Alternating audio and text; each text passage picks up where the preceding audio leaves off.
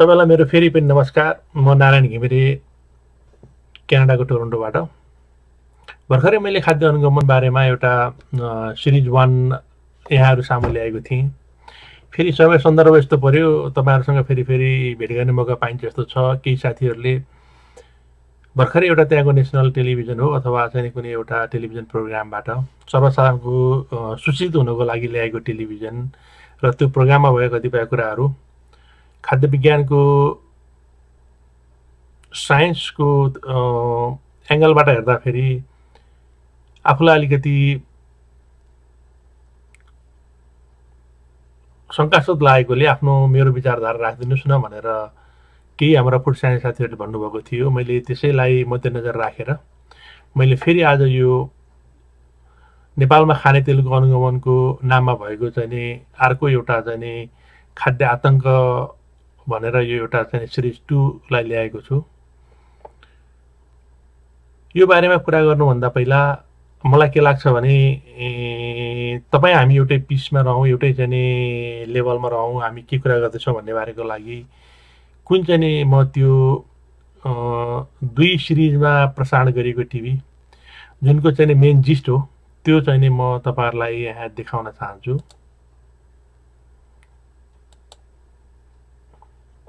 एकपल्ट यो AP television अथवा यो अनलाइन हो के हो मलाई थाहा छैन, त्यहाँबाट प्रेजेन्टेसन भएको र मलाई उपलब्ध भएको चाहिँ क्लिप्स म तपाईहरुलाई चाहिँ देखाउन चाहन्छु। पहिलो सामान्य तरिकाको परीक्षण। यो परीक्षणबाट महँगो प्रजातिको सनफ्लावर, तोरीका साथै सोयाबिन लगायतका अन्य तेलमा सस्तो पाम तेल मिसाएको भए बुझ्न सकिने भयो। पहिलो विधि अनुसार हामीले खाने कुनै पनि तेलमा सस्तो प्रजातिको पाम तेल मिसाइएको फ्रिजिङ विधिबाट थाहा पाउन सकिने भयो। तेलमा पाम मिसाइएको छ भने जम्छ र छैन भने जम्दैन। र यहाँ सम्झनु पर्ने कुरा के छ भने फ्रिजको माइनस बिन्दु 10 भन्दा माथि हुनु भएन। फ्रिज 10 डिग्री भन्दा तल राख्ने भन्ने कुरा हो। मन्त्रीको निवास र मन्त्रीज्यूको उपस्थितिमा उहाँको फ्रिजमा सङ्कलित तेलका पोकाहरू राख्यौं र त्यसलाई 24 घण्टाका लागि छोडियो। यो चाहिँ एलजी को डिफ्रिजको साइडमा राखेको छ। यो भिडियो हेर्दा फेरि तेलको अवस्था देखेर मन्त्रीजी आश्चर्यचकित हुनुभयो र यसलाई 24 घण्टा फ्रिजिङ गरिएको भनिएको छ।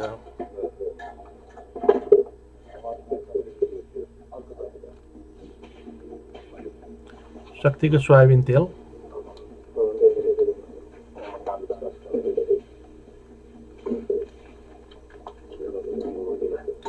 इन अफ द डे यो चाहिँ कुनै जमेको छ, कुनै अलिकति लिक्विड छ।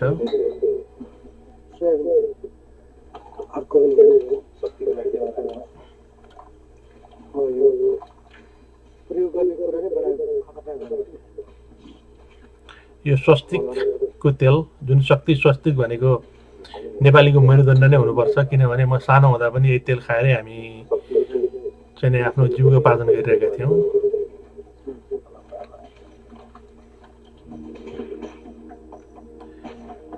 त्यसपछि यो नयाँ तेल सन किङ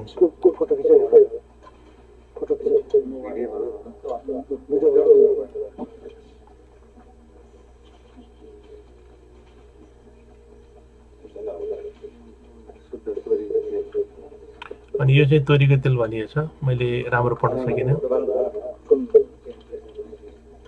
तोरीको तेल ढुङ्गा भयो।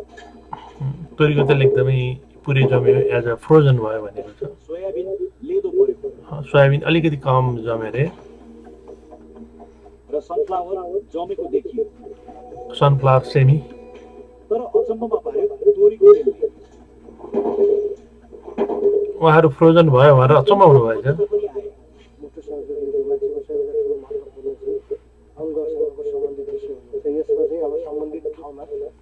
यसको बारेमा अझ बुझेर त्यसपछि चाहिँ यसबारे निर्णय लिएर चाहिँ अगाडि बढ्छ। पहिलो चरणको अनुसन्धान सकियो। मन्त्रीजीले आफ्नो संरचना प्रयोग गरी उपभोक्ता हितका लागि लाग्नेछु भन्ने वचनबद्धता सहित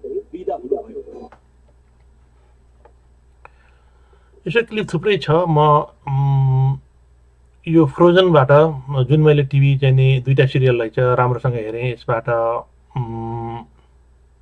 जनमानसमा चाहिँ तेल जमेपछि त यो त भयानक चाहिँ नि मिसावट हुने, अथवा यसमा पाम मात्रै कुरा गरिएको छैन टिभीमा, पाम ओइल र आर्गोवेलको मिसावट मात्रै।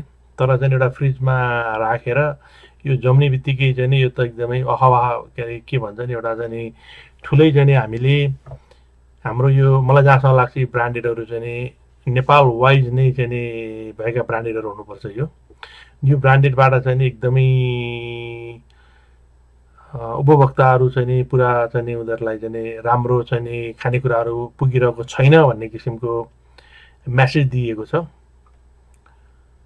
म अहिले प्रश्न गर्न चाहन्छु कि मैले यो टेलिभिजनबाट मैले कुनै यो तेल कम्पनीको एडभोकेसी गर्न खोजेको छैन, तर चाहिँ नि उहाँहरूको चाहिँ नि म्यानुफ्याक्चरिङ प्रोसेस के छ भन्ने बारेमा पनि मैले कुरा गर्न खोजेको छैन। तर के भने जब कुनै पनि कुरा एकदम प्रिन्सिपल्ली नै सुरुमै प्रिन्सिपल्ली नै रङ हुन्छ भने विज्ञानमा हामी 2टा कुरा कहिले पनि गर्दैनौँ। सबैभन्दा पहिले यदि कुनै क्वेसन राइट छैन भने, रङ क्वेसन छ भने त्यो रङ क्वेसनको हामी उत्तर दिन प्रयास गर्दैनौँ। र दोस्रो कुरा, यदि तपाईँ कुनै पनि एउटा साइन्टिफिक नन साइन्टिफिक कुरा अथवा साइन्टिफिक कुरालाई कुनै पनि कुरालाई साइन्टिफिक ब्याकग्राउन्डमा जस्टिफाई गरेर खोज्नुहुन्छ जुन यो मिडियामा खोजिएको छ भने त्यसको चाहिँ साइन्टिफिक कुनै पनि एउटा साइन्टिफिक कुराको चाहिँ जुडिक्सन हुन्छ, कुनै पनि एउटाको जुडिक्सन हुन्छ र कुनै पनि कुराहरूको चाहिँ आफ्नै एउटा चाहिँ स्कोप र मान्यता हुन्छ। र चाहिँ साइन्सको चाहिँ नि डिटेल स्कोप र मान्यतालाई चाहिँ पन्छाएर गरिएको चाहिँ नि कुनै पनि इन्टरप्रिटेसनको कुनै अर्थ रहँदैन।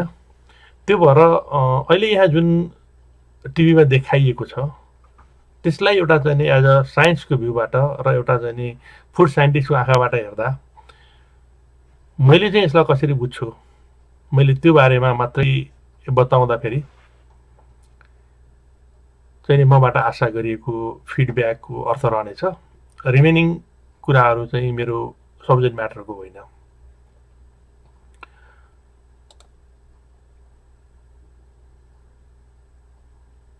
जब साधारण मान्छेले यो टिभी हेरे मलाई लाग्छ इभन यो टिभी जसले प्रस्तुत गर्नुभएको छ उहाँको पनि जति पनि इन्टेन्सनहरू मोटिभेसन देखिन्छ।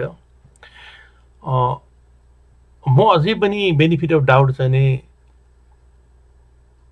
यो टिभी प्रेजेन्टेसन गर्ने टिभी मिडिया हाउस र सबैलाई दिन चाहन्छु। नियतमा खराब छ जस्तो मलाई लाग्दैन, तर यहाँ केही कुराहरू सायद हामीले राख्यौँ र उहाँले यो कुरा रिभ्यू गर्नुभयो भने उहाँको चाहिँ नि प्रेजेन्टेसनले फेरि अब आउने समयमा चाहिँ अर्को रूप लिन सक्नेछ। हुन त नेपालमा खाद्य विज्ञानका एक्सपर्टहरूको लागि त्यति सपोर्ट दिने गरिन्न होला र अझ हामी त धेरै स्मल लेभलको एक्सपर्ट स्मल लेभलमा हामी काम गरिरहेका छौँ। त्यो भएर हामीहरूको अर्थ त हामीहरूको बोली त्यहाँ सुन्नेला जस्तो मलाई त लाग्दैन। त्यही पनि एउटा आफ्नो तर्फबाट सोधिसकेपछि तपाईँहरूले सोधिसक्नु भएपछि मैले यो आफ्नो भ्यू तपाईँहरूसँग राख्न चाहेको हो। अहिले जुन यो टेलिभिजनमा देखाइएको छ यस्तै आजभन्दा धेरै पहिले 2013 फेब्रुअरी 11मा तपाईँहरूलाई कतिको थाहा छ एक्ज्याक्टली सेम वेको नै प्रेजेन्टेसन चाहिँ ओलिभ ओइलको बारेमा भएको थियो। डक्टर ओज भन्ने चाहिँ एउटा चाहिँ इन्भेस्टिगेसन भन्ने एउटा यस्तो चाहिँ टिभी प्रोग्राम हो जुन संसारभरि एकदमै पपुलर छ। यस्तै किसिमको एउटा चाहिँ टिभी प्रोग्राम 2013 को फेब्रुअरीमा आएको थियो, भेरी इन्ट्रेस्टिङ। तर यो ओलिभ ओइलको बारेमा थियो र सबैभन्दा पहिले यो इक्जाम्पल हेरौँ अनि ताकि हामी सबैले चाहिँ नि यसको बारेमा र अनि अहिले यस इक्जाम्पलकै संसारमा के भयो, के टेस्टहरू गरिए अनि के प्रेसिडेन्ट इस्टाब्लिस भयो। प्रेसिडेन्ट भनेको चाहिँ नि के चाहिँ वास्तवमा चाहिँ मान्यता चाहिँ इस्टाब्लिस भयो र अनि त्यो मान्यतासँग चाहिँ अहिले हाम्रो कुराहरू कतिको लिङ्क गर्छ भन्ने बारेमा चाहिँ यदि मैले तपाईँलाई देखाउन सकेँ भने हामीले चाहेको टार्गेट लेभलसम्म चाहिँ यो कुरा क्लियर हुनेछ। त्यसैले म पहिला त डक्टर वोजको एकदमै फेमस इन्भेस्टिगेसन फ्रुट फ्रड सम्बन्धी उहाँले प्रेजेन्टेसन गरेको म तपाईँलाई सुनाउन चाहन्छु।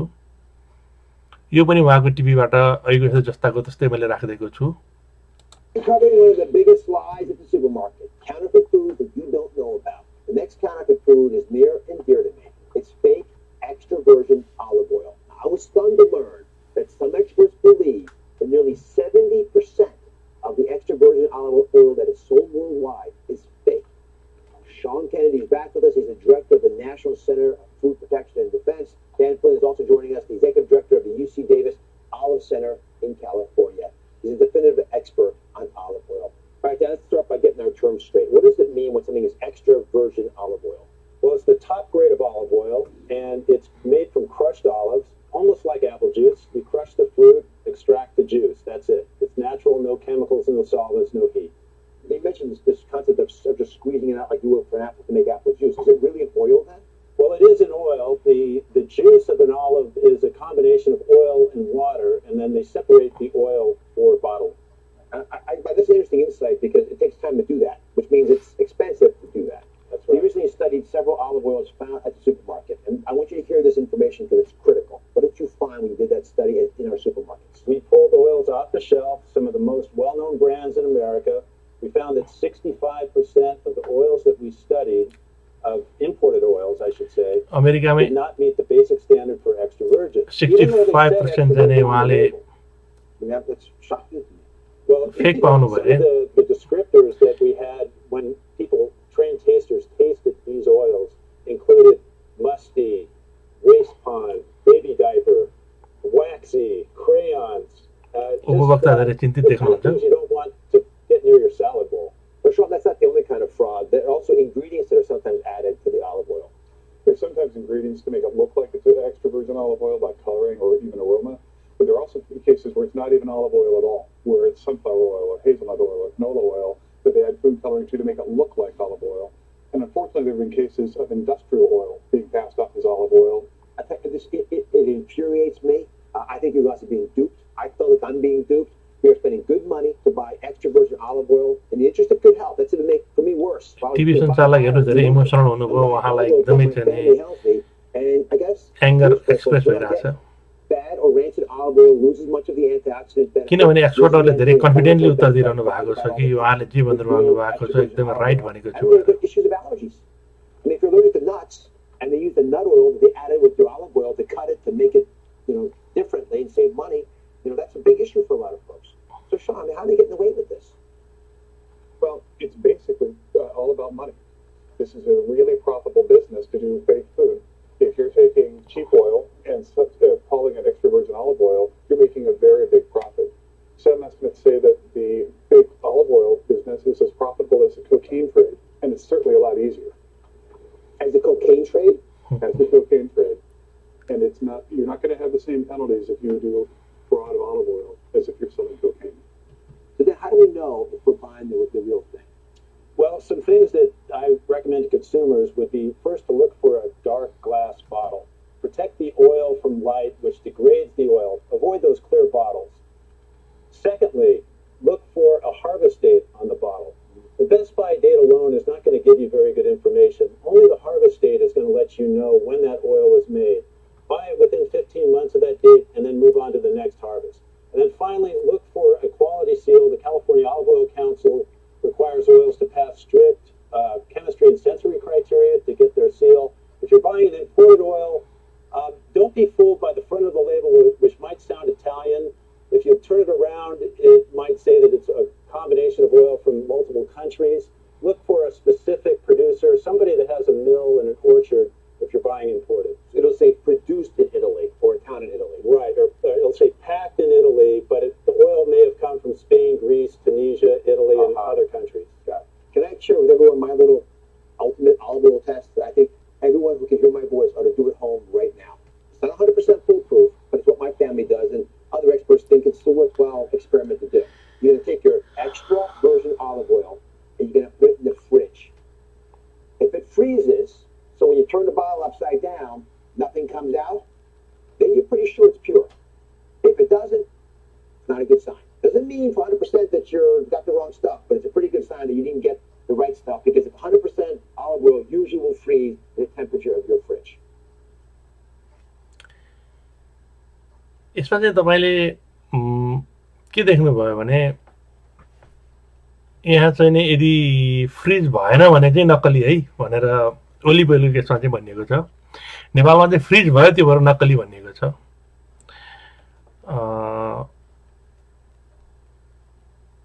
र यसमा चाहिँ दुईजना जो कुरा गर्नु भएको छ त्यो मध्ये चाहिँ नि दुवैजना यहाँको एक्सपर्ट हुनुहुन्थ्यो अमेरिकाको, एकजना युनिभर्सिटीको अनि अर्को चाहिँ फुड सेफ्टी र गभर्मेन्टको। ठिक छ, तपाईँले त्यो हेर्नुभयो र मलाई जस्तो लाग्छ त्यसलाई मैले व्याख्या गरिरहनु पर्दैन। तर दुर्भाग्यवश यो डक्टर ओज प्रोग्राम जुन चाहिँ फेब्रुअरी 11, 2013 यो यति पपुलर प्रोग्राम हो कि ओभर 3 मिलियन भ्युवरले चाहिँ नि एक्स्ट्रा भर्जिन ओलिभ ओइललाई जो फ्रिज टेस्ट जुन अहिले नेपालमा हामीले यो फ्रिज टेस्टको अहिले चाहिँ नि बाटो ओइलमा कुराहरू भएको छ, त्यही फ्रिज टेस्टलाई चाहिँ एक्स्ट्रा भर्जिन ओलिभ ओइलको लागि चाहिँ फ्रिज टेस्टमा एउटा चाहिँ भनियो। यो चाहिँ नि वास्तवमा त्यो एक्सपर्टले भनेको चाहिँ होइन, यो टिभी सञ्चालकले भनेको हो, त्यहाँ एड गरे हो। र चाहिँ यदि तपाईँले चाहिँ नि फ्रिजमा टिभी राख्नुभयो भने, फ्रिजमा चाहिँ नि त्यो ओलिभ ओइल राख्नुभयो भने यो प्योर हो भने चाहिँ नि यो चाहिँ नि जम्नै पर्छ, जमेन भने यो नकली हो भनेर भनिएको छ। तर दुर्भाग्यवश यो फ्रिज टेस्ट चाहिँ नि लङ स्ट्यान्डिङ, एकदमै यो चाहिँ लङ स्ट्यान्डिङ माइथ नै प्रुभ भयो। के भयो भने जब चाहिँ नि उहाँको यो टिभी मैले तपाईँलाई अगाडि नै भने 3 मिलियन भ्युवर भनेको लगभग चाहिँ नि 18 अफ द जोक होइन। 3 मिलियन भ्युवरहरूले एकैचोटि हेरेर चाहिँ नि तपाईँले त्यहीँ टिभी प्रेजेन्टेसन गर्दा पनि, लाइभमा प्रेजेन्ट गर्दा पनि त्यहाँ स्पेसली गर्ल्सहरू र त्यहाँका भ्युवरहरू कति चाहिँ एकदमै they are hating what they are seeing भन्ने जस्तो चाहिँ भइरहेको थियो। Actually they don't want to hear what they are hearing and they wish that come not true भन्ने चाहिँ नि हामीले साइकोलोजीबाट पनि त्यो देख्न सक्छौँ। तपाईँले पनि देख्नुभयो। त्यसपछि के भयो भने जुन मैले तपाईँलाई भने एकजना इन्टरभ्यू दिने मध्ये चाहिँ नि डिरेक्टर डियान फ्यालेन भन्ने चाहिँ नि जो हुनुहुन्छ, ऊ चाहिँ ओलिभ सेन्टरको चाहिँ डिरेक्टर हो। ऊ चाहिँ सानो मान्छे पनि भएन त, ओलिभ सेन्टरको चाहिँ डिरेक्टर।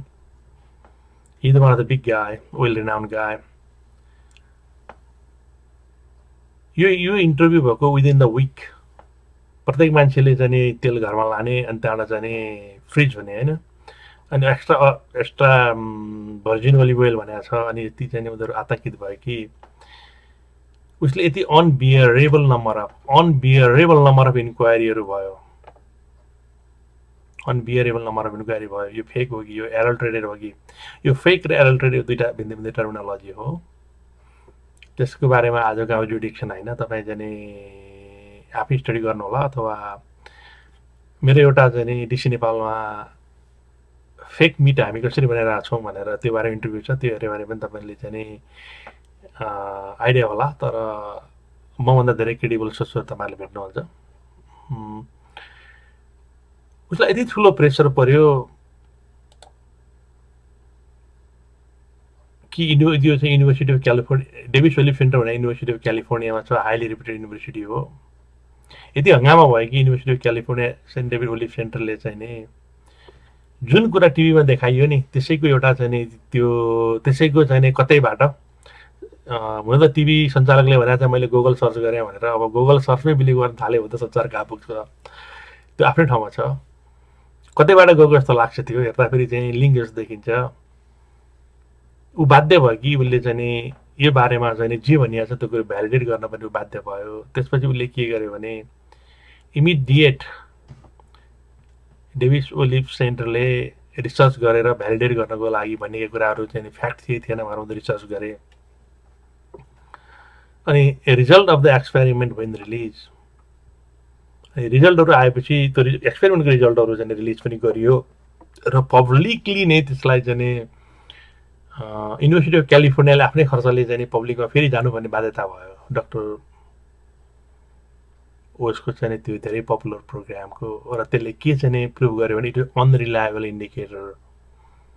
यसलाई विश्वासै गर्न नसकिने भनेको तपाईँ हाम्रो नेपाली भाषा नै बोगस समाचार भनेर चाहिँ त्यो लेभलमा चाहिँ यो पुग्यो। अब कसरी पुग्यो अब त्यो बारेमा अलिकति साइन्टिफिक फ्याक्ट हेरौँ। वास्तवमा ओलिभ सेन्टरको यो उसको वास्तविक रिपोर्ट हो। वास्तविक रिपोर्ट हेर्दाखेरि उनीहरूले के भन्यो भने यहाँ सबै कुराहरू डिटेलमा दिएछ, तपाईँको प्रतिशतमा हेर्नु होला। अनि उनीहरूले चाहिँ नि 7वटा स्याम्पलहरू चाहिँ नि राखेको छ, एउटा एक्स्ट्रा भर्जिनहरू भनेर होइन। अनि उनीहरूले चाहिँ नि कम्प्लिटली यसको टेस्ट पनि चाहिँ नि एउटा मात्रै गरेको छैन। हामी के गर्छौँ भने के भयो भने एउटा स्याम्पल चाहिँ नि बोतलमा राखेँ जमेन भनेर, तर वास्तवमा चाहिँ रियल R&D रियल यसको इन्भेस्टिगेसन त्यसरी गरिँदैन। प्यारलल सिरिज विभिन्न टेम्परेचरहरूमा चाहिँ राखेर गरिन्छ। र अनि उनीहरूले चाहिँ यो सबै चाहिँ नि 6वटा चाहिँ नि 1 2 3 4 5 6 7 यो सबैहरू यो चाहिँ भिन्दा भिन्दै 0 आवर 60 आवर 120 आवर गरेर उनीहरूले चाहिँ यो स्याम्पलहरू लियो। र अनि उसले चाहिँ नि एकदमै वेल सोफिस्टिकेटेड ल्याबोरेटरीमा उनीहरूले रिसर्चमा राख्यो। अनि राखेपछि कन्डिसन फ्रिजको टेम्परेचर जम्मा 4.7 डिग्री सेन्टिग्रेडमा उनीहरूले राख्यो। अनि राखेपछि चाहिँ टेस्ट फ्रिज टेस्टले चाहिँ नि unreliable judging whether an olive oil is truly made from olive or not, nor does it prove the information on the quality of the oil। यसले चाहिँ नि तपाईँको कुनै चाहिँ नि ओलिभ ओइल जम्यो जमेन भन्ने कुरा चाहिँ नि न त यसको चाहिँ मिसावटको न त यसको क्वालिटीको नै यसले चाहिँ जज गर्न सक्छ भन्ने कुराहरू चाहिँ नि प्रमाणित गर्यो। खालि उसले भनेको डक्टर ओजो प्रोग्रामले भनेको चाहिँ एउटा बेस्ट बिफोर डेट होइन कि बेस्ट हार्भेस्ट डेट हेर्ने चाहिँ त्यो अथेन्टिसिटी चाहिँ त्यो राम्रो हो भन्ने कुरामा चाहिँ एग्रिमेन्ट गरेछ। तर अरू सबै कुरा बोगस नै प्रुभ भयो।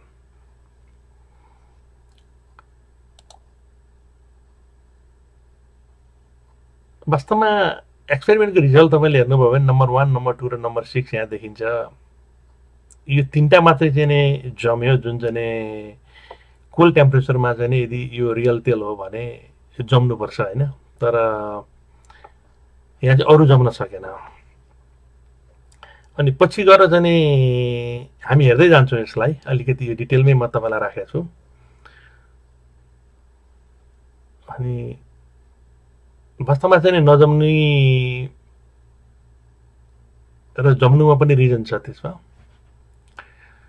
अनि यसमा के भयो भने द प्रोफाइल अफ द यहाँ चाहिँ नि result of the experiment the profile of an olive oil and especially extra virgin olive oil is increasingly diverse because the oil is makeup is affected by so many natural factors that vary by region, season and type of the olive।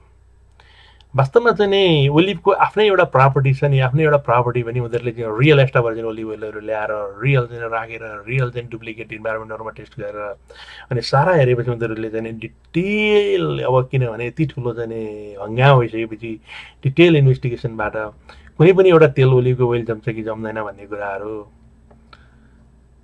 So many natural factor, यति धेरै कुराहरू so many natural factor that vary by reason. तपाईँको चाहिँ नि नेपालमा एउटा देश र अर्को देश, एउटा टेरिटरी अर्को टेरिटरीको विभिन्न सिजन, अनि ओलिभ ओइलका पनि यति धेरै टाइपहरू छ, ओलिभका पनि त टाइपहरू यी धेरै कुराहरूमा चाहिँ नि इम्प्याक्ट गर्दो रहेछ भन्ने कुराहरू उनीहरूको फाइन्डिङ देखियो। अनि त्यो फाइन्डिङको त्यहाँ उनीहरूको लोगो सहित उनीहरूले दिएको फाइन्डिङ हो, यो मेरो फाइन्डिङ होइन। त्यो फाइन्डिङमा चाहिँ what effect the final role of the olive oil is the ओलिभको variety, seasonal growing condition, latitude of the country of the origin, time of harvest, processing method, यति धेरै कुराहरू भेरिएसन हुँदो रहेछ। यतिसम्म चाहिँ त्यो फाइन्डिङमा पाइयो कि इभन ओलिभ एउटै चाहिँ ट्रीमा ओलिभको चाहिँ जस्तै हाम्रो आँपको रुख भनेको त यो साल पनि फल्छ अर्को साल पनि फल्छ होइन, एउटै ट्रीमा चाहिँ नि प्रडक्सन भएको ओलिभ भिन्दा भिन्दै इयरमा भिन्दा भिन्दै पाइयो। एउटा इयरमा जमेको जमेको छ, अर्को इयरमा परेको नजमेको पनि भेटियो, एक्ज्याक्टली सेम। किनभने अनि अर्को कुरा के भने ओलिभ भनेको के भने फ्रुट हो। तपाईँलाई थाहा छैन यो कार्डियोभास्कुलर डिजिजमा चाहिँ सबैभन्दा यदि हामीले कोरोनरी थ्रोम्बोसिस हार्ट एट्याकको कुरा गर्दाखेरि के गर्छौँ भने हामी एनिमल हो अथवा हामी मान्छे अब चाहिँ जीव हो भनौँ। त्यही भएर यदि हामीले चाहिँ एनिमल सोथकै चाहिँ फ्याट लिँदाखेरि चाहिँ त्यो फ्याट मोर सेचुरेटेड हुन्छ र त्यसबाट चाहिँ अलरेडी सेचुरेट भएको हुनाले त्यो फ्याट हाम्रो लागि भन्दा त्यो स्रोतको चाहिँ फ्याट भन्दा हाम्रो शरीरले चाहिँ अनसेचुरेटेड फ्याटी एसिड चाहिने हुनाले होइन, त्योभन्दा सिरियलहरूबाट पाइने र गेडाबाट जाने सरी यो चाहिँ जुन चाहिँ यो गेडाबाट आउने ओइल छ त्यो ओइल अलिकति अनसेचुरेटेड हुन्छ। त्यो भएर त्यो ओइललाई भन्दा चाहिँ नि यो सिरियलबाट त सिडबाट आउने ओइल चाहिँ अझ अनस्याचुरेटेड हुन्छ होइन। अनि त्यो बाहेक सिडबाट मात्रै तेल आउँदैन, तेल त फ्रुटबाट पनि आउँछ। ओलिभबाट फ्रुट हो, पिमेन्टो फ्रुट हो, ओलिभ पिमेन्टोबाट आउने फ्रुट्सबाट आएको तेलले चाहिँ अझ बढी अनस्याचुरेटेड हुने र अझ बढी चाहिँ यसले खालि चाहिँ के अरे एन्टी कोलेस्ट्रोल प्रपर्टी हुने, कोलेस्ट्रोल कम हुने होइन कि एन्टी कोलेस्ट्रोल प्रपर्टी नै हुने भनेर चाहिँ मानिएर यो ओलिभ ओइलहरू यति एक्सपेन्सिभ र यति चाहिँ संसारको चासो भएको विषय भएको हो। त्यो भएर के भने जब तपाईँ चाहिँ यो ओइल हामीले निकाल्दा ओलिभमा त के भने त्यसको चाहिँ फ्रुट हुन्छ, स्किन हुन्छ, अनि त्यो चाहिँ बाहिर चाहिँ वाक्सी हुन्छ लेयर, ती सबै कुराहरू हुन्छ। र अनि के हुन्छ भने यो हार्मलेस यो वाक्सहरू यो ओलिभ त्यो बाहिरको बोकेर हार्मलेस भए पनि यदि त्यसमा चाहिँ जति बढी चाहिँ यदि अलि बढी वाक्सी र त्यो बाहिरको चाहिँ पल्पहरू पनि चाहिँ यदि चाहिँ स्किनहरू फ्रुटहरू परेको छ भने त्यसले चाहिँ चिलिङ गर्न हेल्प गर्ने भन्ने कुरो फेला पारियो त्यो रिसर्च गर्दाखेरि। अनि कतिपय ठाउँमा चाहिँ ओलिभ ओइलहरूलाई चाहिँ क्लिन गरिन्छ, अनि क्लिन गरेर त्यसलाई रिमुभ गरियो भने रिमुभ गर्दाखेरि चाहिँ त्यो चाहिँ फरक पाइयो। त्यो अलिकति कम चाहिँ के अरे अलिकति बढी टेम्परेचर बढाउँदा अलिक बढी टेम्परेचरसम्म चाहिँ अलिकति स्टेबल रहने के अरे जमिन हाल्ने देखियो। एट द सेम टाइम के देखियो भने फेरि तपाईँलाई थाहा छ कुनै पनि फ्रुटहरूको चाहिँ प्रोसेसिङ गर्दाखेरि यसले चाहिँ प्रोसेसिङमा आफ्नो फ्लेभर प्रोफाइलहरू लस गर्छ। त्यो आफ्नो फ्लेभर टेक्सचर र प्रोफाइल यो तिनवटा कुराहरू भनेको अहिले संसारमा चाहिँ विनिङ प्रडक्टको लागि एकदम कन्सिस्टेन्सी जरुरी हुन्छ।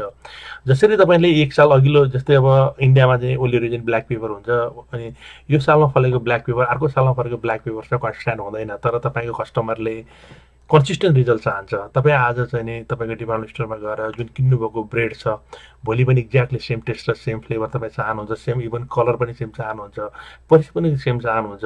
त्यो कन्सिस्टेन्सी कसरी मेन्टेन गर्न सकिन्छ? जब र मेटेरियलमा कन्सिस्टेन्सी मेन्टेन गर्न सक्यो भने बल्ल त्यसपछि मेन्टेन गर्न सकिन्छ।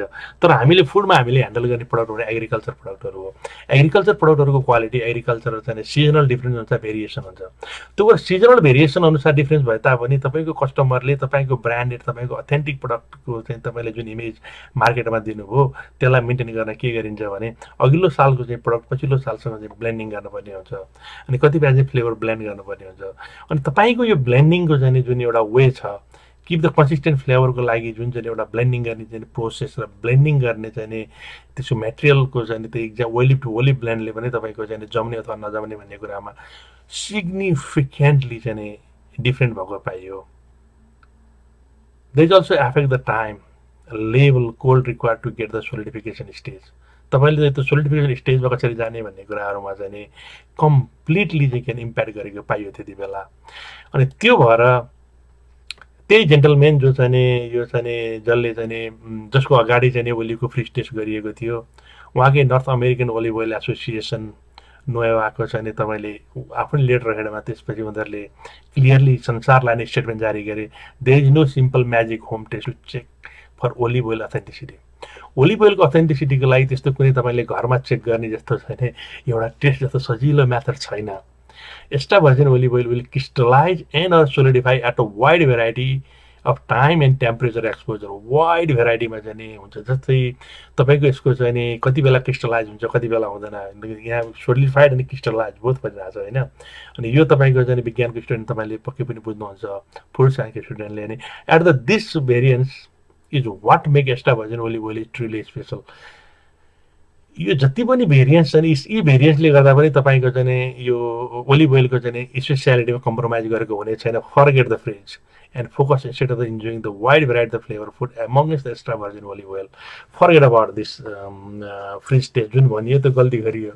तर चाहिँ नि तर त्यो ओलिभको चाहिँ जुन एउटा फ्लेभर छ टेस्ट छ त्यसलाई चाहिँ नि amongst extra virgin oilलाई चाहिँ नि लिन चाहिँ इन्जोय गर्नुहोस् भनेर उनीहरूले वक्तव्य निकाल्न बाध्य भएको थियो। यो त रह्यो ओलिभको केस। र मलाई थाहा छ हामीसँग क्वेसन धेरै उठ्छ हाम्रो दिमागमा, त्यो भएर म त्यसमा पनि अलिकति मलाई थाहा छ। मैले जब हाम्रो साथीहरूसँग संसारभरि यो फुड साइन्स सम्बन्धी इन्फर्मल टक र फर्मल टक र यस्तै चाहिँ one way talk two way talk involve हुन्छ, कति किसिमको क्वेसनहरू आउँछ भन्ने कुरो मलाई राम्रोसँग थाहा छ। त्यो भएर अनि मैले महसुस गरेको चाहिँ हामी अलिकति हत्तपत्त चाहिँ सेटिस्फाई भइसक्दैनौँ। त्यसलाई म यसलाई अलिकति डिटेलमा यसको चाहिँ ब्याकग्राउन्ड अलिकति डिटेलमा चाहिँ म for the benefit of you and me म जान चाहन्छु।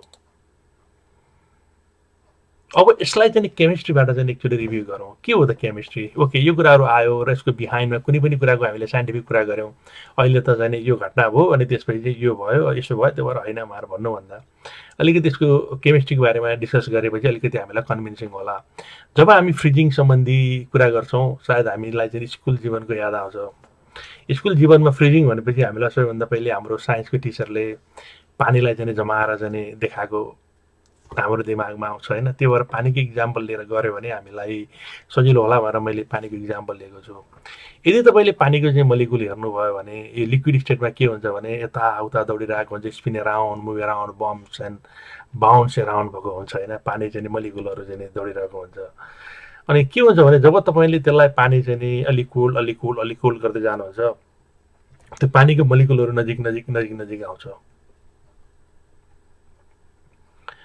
होइन भाइ हामी जाडोमा चाहिँ नि अलिकति जोडिएर बस्यो भने न्यानो हुन्छ भने जस्तै चाहिँ नि एकदम चाहिँ पानीको चाहिँ मलिकुलहरू नजिक आउँछ जस्तै यहाँनिर छ होइन वाटर वार्म वाटर भयो अनि यो चाहिँ तपाईँले जब चिसो गर्नुहुन्छ अझ चाहिँ कोल्ड यो मलिकुलहरू भित्र आयो नजिक आयो र जब तपाईँ आइस भयो अनि त्यहाँदेखि अझ भित्र आयो होइन तर पानीको केस यदि तपाईँले हेर्नुभयो भने तपाईँले यो कुराहरू तपाईँलाई थाहा भएकै कुरा हो तर यसमा तपाईँले एउटा कुरा सायद अन्डरमाइन गर्नुभएको छ जब पानी चाहिँ यो कम्प्याक्टमा आउँछ नि पानीमा कम्प्याक्टमा आइसके तापनि जब पानीका दुईटा मलिकुलहरू स्टेबल भइसके पनि पानीको यो जुन हाइड्रोजन मलिकुलहरू छ एक आपसमा चाहिँ मुभिङ हुन्छ however there is will still movement in the molecular लेभलमा hydrogen atom swing around in the there equilibrium state यो चाहिँ एकदमै नजिक आयो भने यो हाइड्रोजन एटम छ नि त्यो स्विङ अराउन्ड हुन्छ स्विङ अराउन्ड भएर के हुन्छ भने मलिकुलर स्टेजमा जब पानी कम्प्याक्ट भएर आएर तपाईँलाई चाहिँ आइस बनिसक्दाखेरि पनि आइस भन्दा पनि मैले यहाँको भिडियो थियो तर प्रोप्राइटरी रिजनले उसले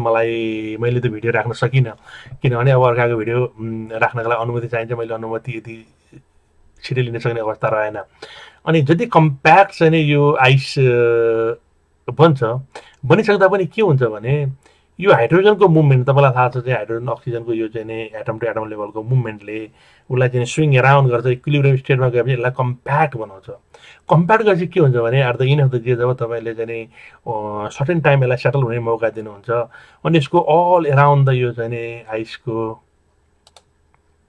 एभ्रिवेयर चाहिँ टेम्परेचर युनिफर्म हुन्छ अनि त्यो भएर के भने हामीले चाहिँ फ्रिजिङ पोइन्ट भन्ने बित्तिकै ओहो आइसको फ्रिजिङ पोइन्ट हुन्छ भन्ने बित्तिकै जब हामीले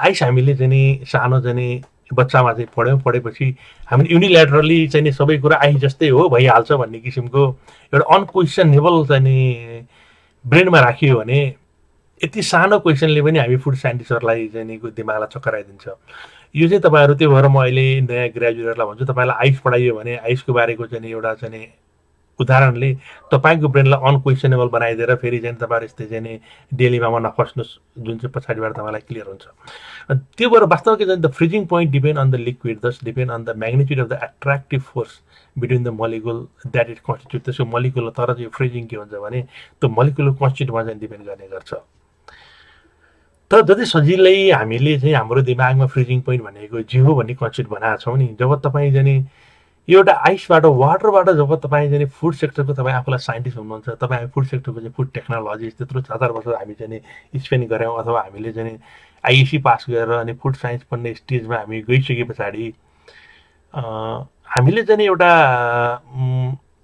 कार्बोहाइड्रेट प्रोटिन फ्याटको मलिकुललाई एउटा पानीको चाहिँ एकदम वेल एक्सेप्टेड प्रिन्सिपल अनुसार चाहिँ हामीले चाहिँ विदाउट क्वेसनेबल यदि एक्सेप्ट गऱ्यौँ भने चाहिँ हामीलाई धेरै सानो क्वेसन यसले चाहिँ हाम्रो क्यारियरमा निकै ठुलो चाहिँ च्यालेन्ज दिनेछ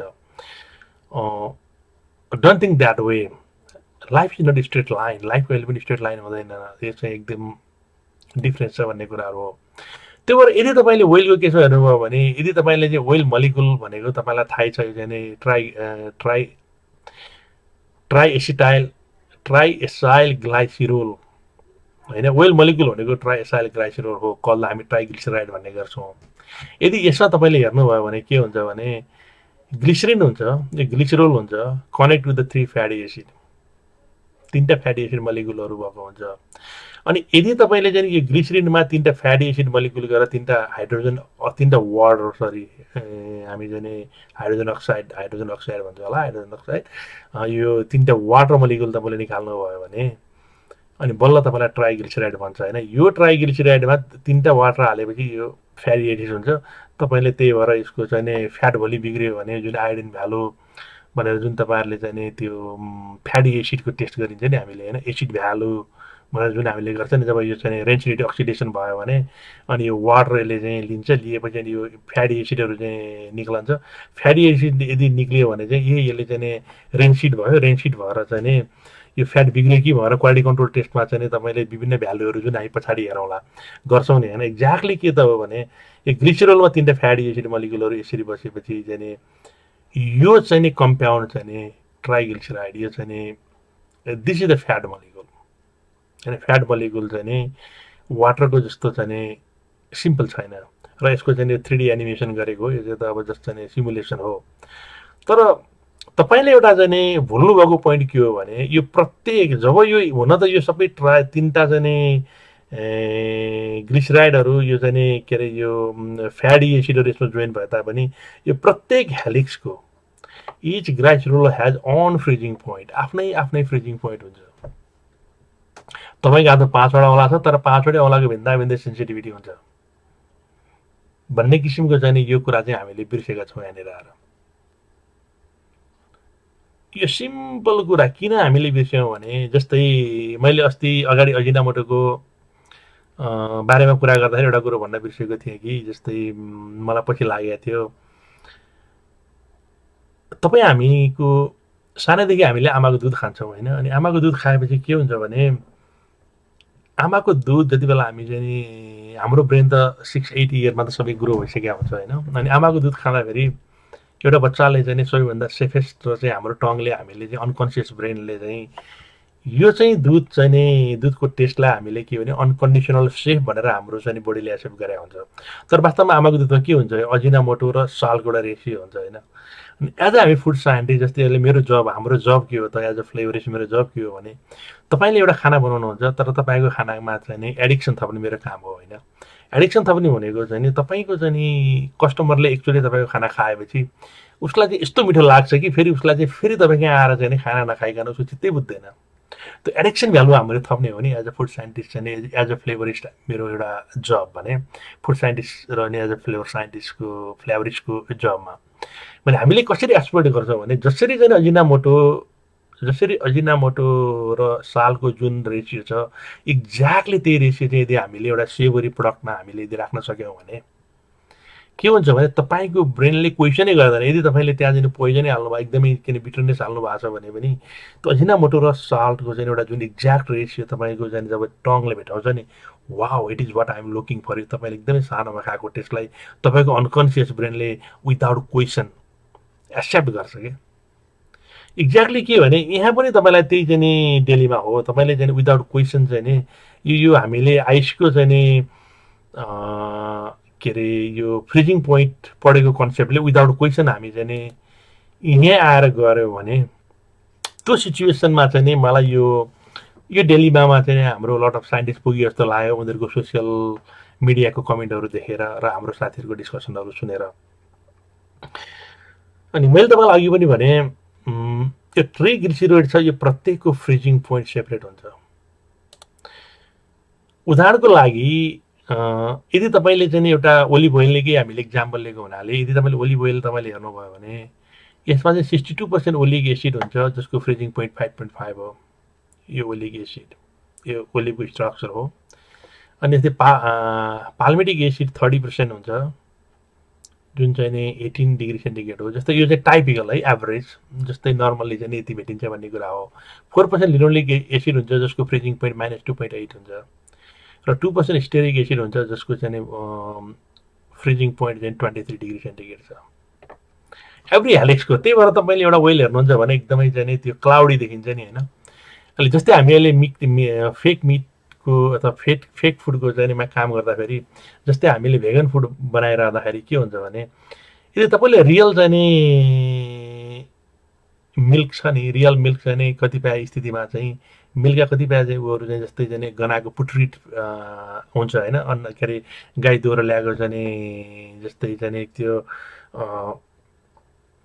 गाई दोहोरो ल्याएको चाहिँ दुध चाहिँ अलिकति गनाउँछ हैन गाई बफालो गनाउने अनि अलिकति चाहिँ कतै चाहिँ अलिकति बिग्रेको भएर अलिकति गनाएको जस्तो आउने हुन्छ हैन तर जब हामीले भेगन भनेको कुनै पनि दुधबाट चाहिँ नभएको तर exactly look like milk taste like milk nothing from the animal भनेपछि मासु मात्रै होइन कि दुध पनि त एनिमलबाट आउँछ नि भने त्यो भेगन होइन हामीले अब अहिले हामी हाम्रो कम्पनी जहाँ म अहिले रिसर्च टिम लिड भएर काम गरिरहेको छु हामी चाहिँ संसारमै भेगन चिजको लागि चाहिँ लार्जेस्ट हो वर्ल्डमै हामी जतिको चाहिँ भेराइटी अहिले संसारमा कोही पनि छैन इन्ग्रिडियन्ट हो भने हामीले त बनाउने बेला के हुन्छ भने हामीले अब बेसिक चाहिँ यो सबै भेराइटीको चिज बनाउने भन्ने कुराहरू चाहिँ अब चाहिँ लो ह्याङ्गिङ फ्रुट भइसक्यो अब के भने अब तपाईँले चाहिँ एउटा जस्तै मिल्क फ्लेभर बनाउनु पर्यो भने अब मिल्कमा चाहिँ मिल्कको चाहिँ पुट्रिट फ्लेभर गनाएको फ्लेभर होइन कुनै चाहिँ आची जस्तो गनाउने गोबर जस्तो गनाउने फ्लेभर कुनै चाहिँ के अरे त्यो ल मलाई चाहिँ अलिकति काउ जस्तो स्मेल आउनु पर्यो बफालो जस्तो स्मेल आउनु पर्यो भन्ने किसिमको चाहिँ फ्लेभरहरू पनि काम गर्नुपर्ने हुन्छ एक्ज्याक्टली मैले त्यो सन्दर्भ तपाईँहरूलाई के भनेको भने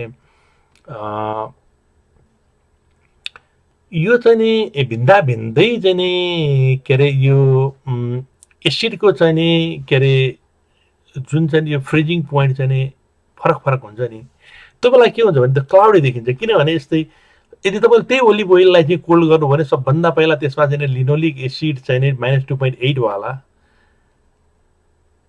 के अरे लिक्विड रहन्छ भने यो हेर्नुहोस् त यो सबैभन्दा 62% ओलिक एसिड 5.5 मै पुग्दा नै यो चाहिँ नि यो ओलिक पार्ट त तपाईँको चाहिँ फ्रिज भइसक्छ त्यो क्लाउडी हुन्छ होइन एक्ज्याक्टली हामीलाई के हुन्छ भने त्यो ओलिभ ओइलको पनि अब हामीलाई चाहिँ ल मैले चाहिँ ओलिभ ओइल बनाउन लागेको छु तर यसमा चाहिँ मलाई यस्तो फ्लेभर चाहियो जस्तै ओलिभ ओइल बेस्ट छ भने ओलिभ ओइलको जुन क्लाउडनेस हामीले डेभलप गर्नुपर्ने भयो होइन त्यो भएर अनि के भने त्यो किसिमको चाहिँ हामीले प्रिन्सिपल गर्दा आखिर हामीले इन अफ द डेमा त यस्तै साना साना कुराहरूको चाहिँ क्यारेक्टरिस्टिकलाई चाहिँ एक्सप्लोइट गरेर तिनै कुराहरूलाई हाम्रो चाहिँ फुडमा चाहिँ इन्कर्पोरेट गरेर बनाउने हो नि तर त्यो बनाउने भन्दा पनि हामीले चाहिँ नि पढेको कुनै पनि सन्दर्भलाई हामीले यस्तै साना साना कुराहरू जस्तै यो हेलिकलहरूको एउटा साना अरूको चाहिँ भिन्दै भिन्दै चाहिँ फ्रिजिङ पोइन्ट हुने हुनाले यदि चाहिँ ओलिभ ओइल क्लाउडी देखेको भने हामीले पनि त्यही नै चाहिँ यदि हाम्रो फर्मुलेसन हामीले कपी गरिदिन सक्यो भने त हाम्रो प्रडक्ट पनि त त्यहाँ राखिसकेपछि त धेरै क्लाउडी इफेक्ट दिन्छ नि होइन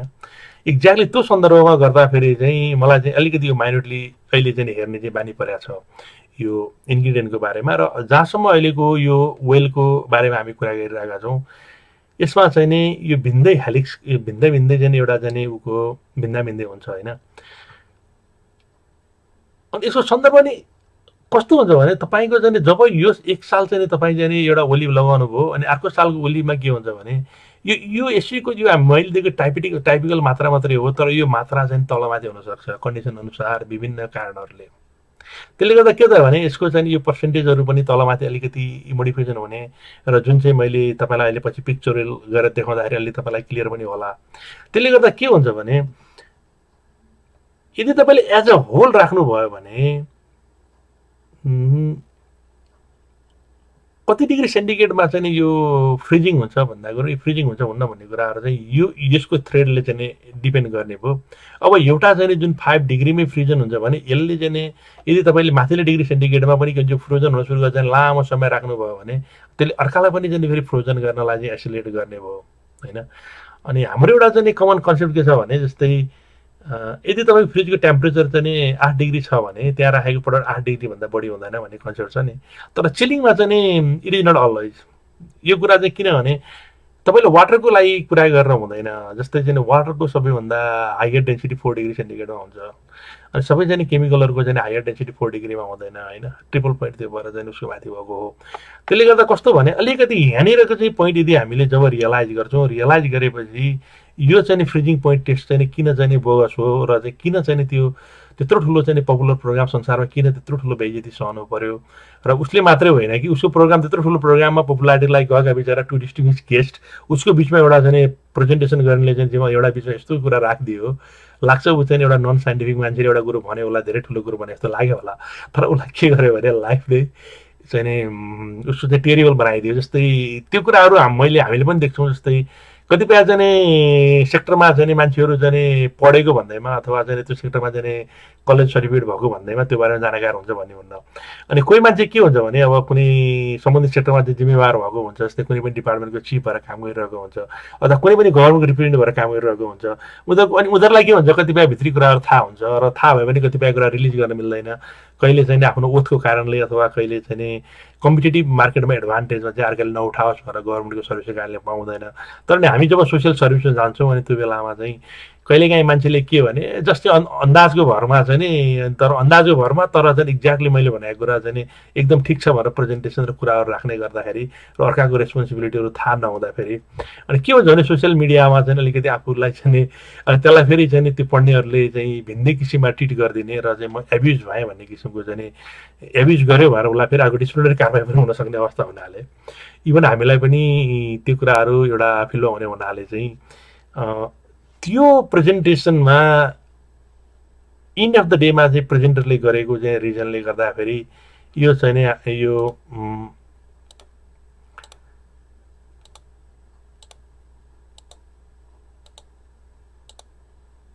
युनिभर्सिटी अफ क्यालिफोर्निया डेभिड जोलिफ सेन्टरको डिरेक्टरलाई चाहिँ यति ठुलो चाहिँ डिरेक्टर के अरे रिसर्च गरेर फेरि चाहिँ पुरा रिसर्च खर्च गरेर अनि पब्लिकको बिचमा चाहिँ यो कुरा चाहिँ राइट होइन भनेर जानुपर्ने स्थिति आएको हो हैन। अब यसलाई अझ फर्दर जाउँ अनि फर्दर जाँदाखेरि ओलिभ ओइलको अनि यो अल्फा लिनोलिक एसिडको बारेमा चाहिँ मैले यहाँ राखेको छैन डाटा, किनभने म त्यो डाटा मैले पाएँ तर त्यो डाटामा म अलिकति कन्फ्युजन भएँ, त्यो भएर मलाई कोट गर्न मन लागेन, त्यहाँ पर्सेन्टेज त्यो भएर त्यसो कमी छ त्यहाँ।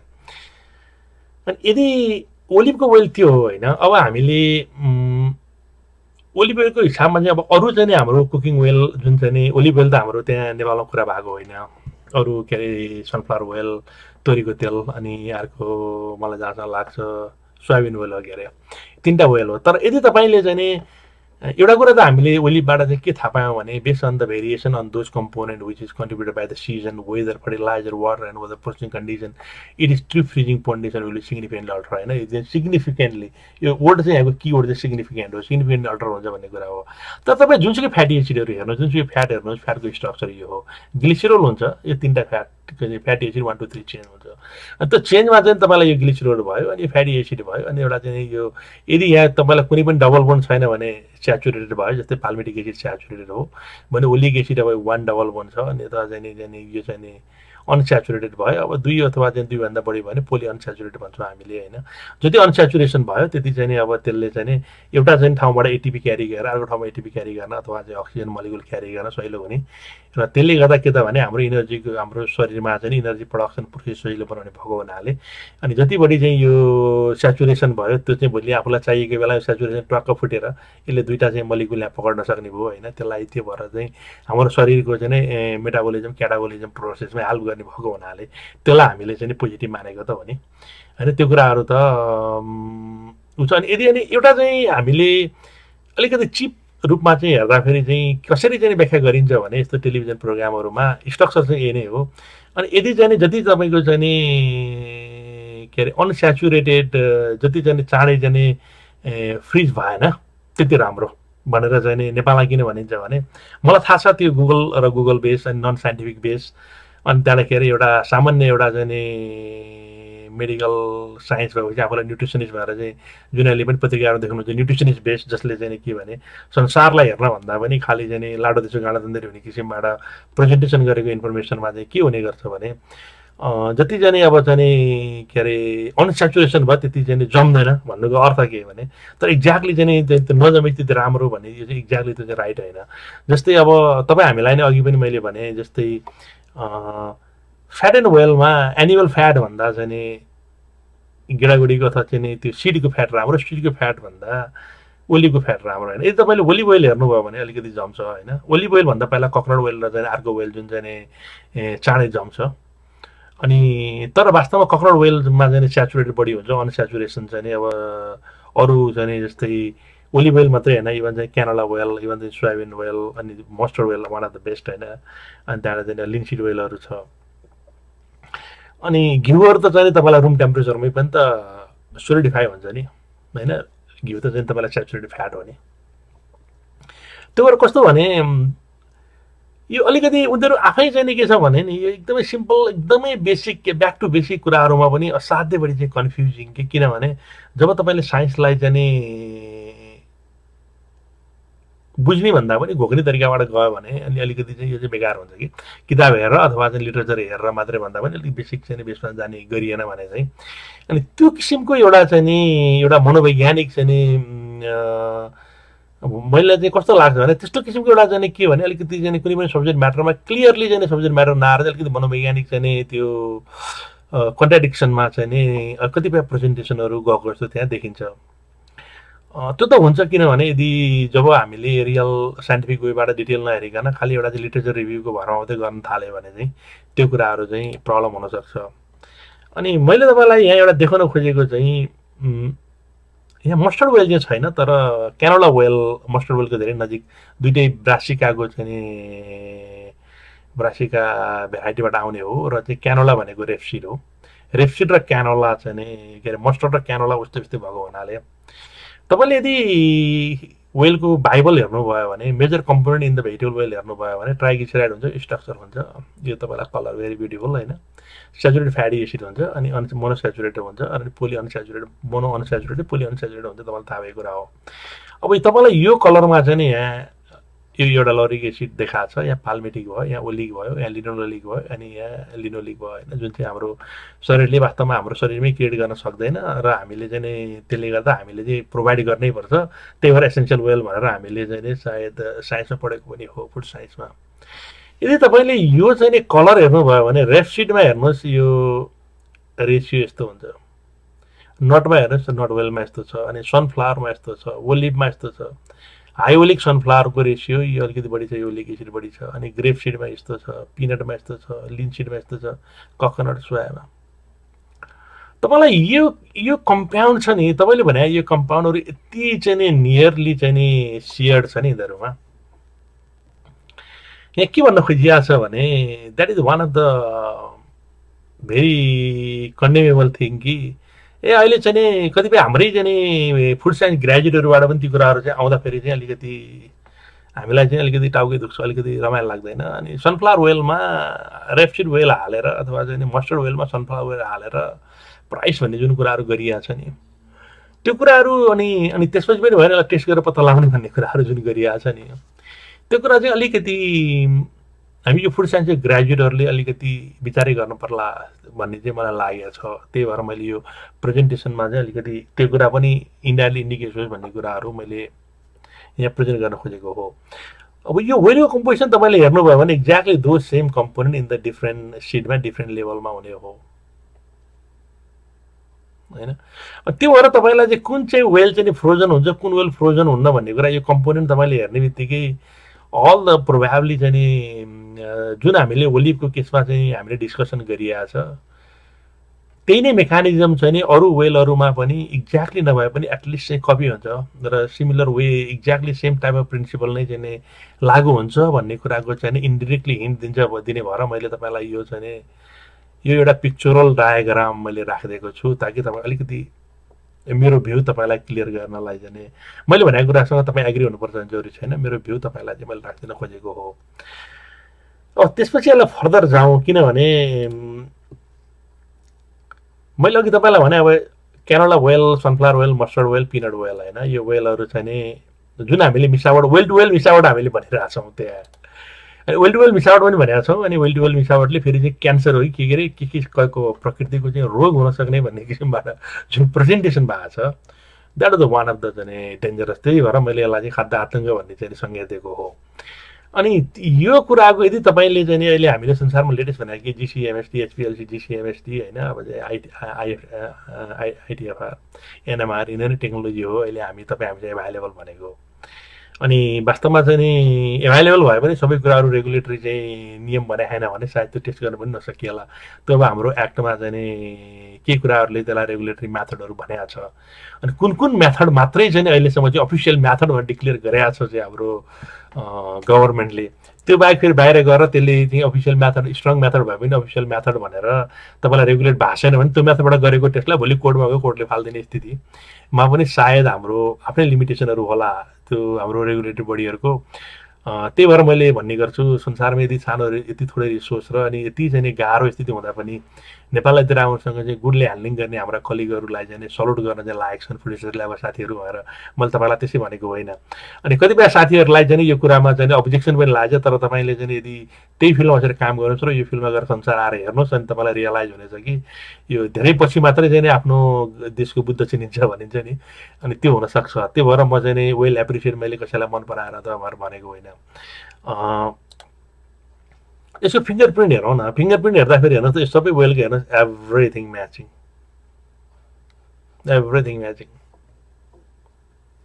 तपाईँ जानुहोस् चाहिँ अरू चाहिँ ल यो चाहिँ यो मात्रै फिङ्गरप्रिन्ट होइन हाम्रो ल्याबमा को अथवा चाहिँ यो त मैले अझ यस मैले यो हाम्रो ल्याबको लिइरहेको छैन किनभने आफ्नो फिङ्गरप्रिन्ट राख्दा अलिकति थर्ड पार्टीकै राखौँ भनेर मैले चाहिँ सकेसम्म प्रयास गरेर हुन्छु जहिले पनि तपाईँले fingerprint is everything matching here होइन अनि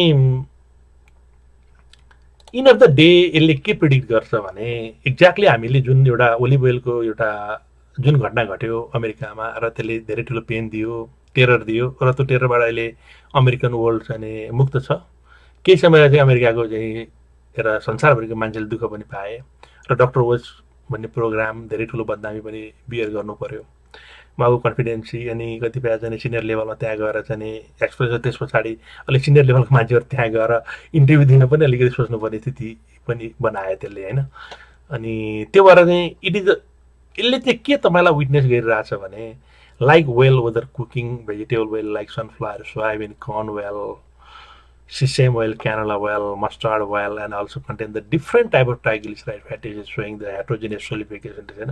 एकदम heterogeneous solidification test दिने चाहिँ त्यो फंक्शनल ग्रुपहरु चाहिँ फंक्शनल ग्रुप भनेर के मैले चाहिँ ट्राइग्लिसराइड त्यहाँ छ र चाहिँ त्यो हिसाबमा मैले तपाईलाई चाहिँ क्लियरली चाहिँ के भन्न सक्छु अहिले हामी भन्दाखेरि देइनो सिम्पल म्याजिक तपाईले भने जस्तै चाहिँ होममा गएर चाहिँ भेजिटेबल ओइल चेक गरेर अथेन्टिसिटी भन्नेको म्याजिक छैन र अहिले त साइन्स यति डेभलप भएको छ कि anything can be possible without compromising the public health. And vegetable oil is crystallized and solidified at the wide variety of time and temperature. All the variants what make vegetable oil truly special. Forget the fridge. त्यसैले मैले चाहिँ scientifically चाहिँ तपाईं चाहिँ कति temperature even म यो पनि केयर गर्दिन कि उले चाहिँ डिफ्रिज एलजी को डिफ्रिजमा राखेर चाहिँ -18 पुर्यायो जुन चाहिँ ट्रान्सपोर्टेसनमा हामीले मेन्टेन गर्छौं ट्रान्सपोर्टेसन सेफ्टी स्ट्यान्डर्डमा अथवा उले 2 डिग्रीमा गरे त्यो पनि we don't care scientifically there is no reason we need to care यो चाहिँ फ्रिज भयो कि भएन र फ्रिज भयो भन्दैमा इट इज गुड अथवा फ्रिज भएन भन्दा इट इज ब्याड अथवा फ्रिज भएन भन्दा इट इज ब्याड फ्रिज भयो it is bad it is no scientifically justified जब साइन्टिफिकली जस्टिफाइड हुँदैन नि त्यसपछि के भने नेपाल एउटा यस्तो देश हो संसार एउटा देश हो ल भने के हो भने जब यदि कानुनको अभावमा चाहिँ सयौं अपराधीहरू चाहिँ निरपराध भएर चाहिँ यस समाजमा रहन सक्छन् तर एउटा पनि चाहिँ निरपराधीले अपराधी भएर चाहिँ जेल बस्न सक्दैन भनेर चाहिँ प्रिन्सिपल अफ द चाहिँ लको प्रिन्सिपल हो सायद यो चाहिँ भीमार्जुन आचार्यजीलाई सोध्न पायो भने थाहा हुन्थ्यो होला अब उहाँलाई त अब मौका मिलेको छैन भने लको प्रिन्सिपल चाहिँ लाई नै एभोइड गरेर भायोलेट गरेर अनि कसैको चाहिँ एउटा चाहिँ सनकमा गरिएको चाहिँ रिजल्टलाई चाहिँ एटलिस्ट हामीले चाहिँ फुड साइन्टिस्ट भएर चाहिँ हामीले चाहिँ नमान्ने हो कि अनि मैले के भने अब कतिपय तपाईहरु साथीहरु त अब हामीहरु जस्तै अब बाहिर बसेर काम गर्न पनि स्थिति हुन सक्छ अनि अब हामीहरु पनि अहिले संसारमै एकदमै फुड टेक्नोलोजी ग्रेजुएटहरु मध्ये चाहिँ नेपालमा एकदमै तपाईहरु एकदमै बढी ग्रेजुएटहरु हुनुहुन्छ त्यो इन्टरनेशनल लेभलको चाहिँ मार्केटमा पनि आफूलाई तयार गर्ने हो कि भनेर चाहिँ मैले यो प्रेजेन्टेसन गरेको यो खाली नेपालको जुडिक्सनलाई मात्रै मैले चाहिँ फोकस गरेको होइन किनभने यी सिम्पल कुराहरुलाई चाहिँ अन्डरमाइन गर्दा हामीले विदेशमा आएर पनि धेरै हन्न ठक्कर खाइयो र अहिले बल्ल बल्ल चाहिँ अहिले हामी चाहिँ बिस्तारै चाहिँ यो सब्जेक्ट म्याटरमा अगाडि बढ्न सकिया छ अनि यो चाहिँ भयो पहिलो पार्टको बारेमा चाहिँ मेरो क्लियर र मलाई अहिलेसम्मको चाहिँ समरी के हो भने यो फ्रिज टेस्ट भनेको कुनै पनि रिलायबल टेस्ट हैन नाइदर त चाहिँ त्यो फ्रिज टेस्टले तपाईको चाहिँ नि त्यसको गुणस्तर बारेमा चाहिँ तपाईले भन्न सक्नुहुन्छ न त त्यसको चाहिँ क्वालिटी बारेमा न त तपाईले चाहिँ त्यो राइट अर रङ को बारे भन्न सक्नुहुन्छ त्यो भएर के हो भने इट इज द ननसेन्स यसको बारेमा चाहिँ पछि लाग्नु हुँदैन भन्ने कुराहरु चाहिँ यसले चाहिँ विटनेस दिन्छ अब त्यस पछाडीको चाहिँ मैले एउटा चाहिँ त्यही चाहिँ शोमा भएको एउटा सानो इन्फर्मेसनको बारेमा म फेरि तपाईलाई देखाउन चाहन्छु म के बारेमा चाहिँ थोरै कुरा गर्न गइरहेको छु भनेर त्यसमा चाहिँ के भने यहाँ पनि अर्को एउटा भिडियो छ र हामी सनकिङ नामक एक सनफ्लावर तेल लिएर वैज्ञानिक प्रविधिको परीक्षणका लागि पुग्यौं खाद्य तथा गुणस्तर विभाग। फुड ल्याबमा हामीले दिएको नमुनाबाट गुणस्तर विभागले केही नराम्रो भेटाएन, तर सोही ब्याचको नम्बरमा गरिएको परीक्षणमा अर्को ल्याबले कैफियत देखायो।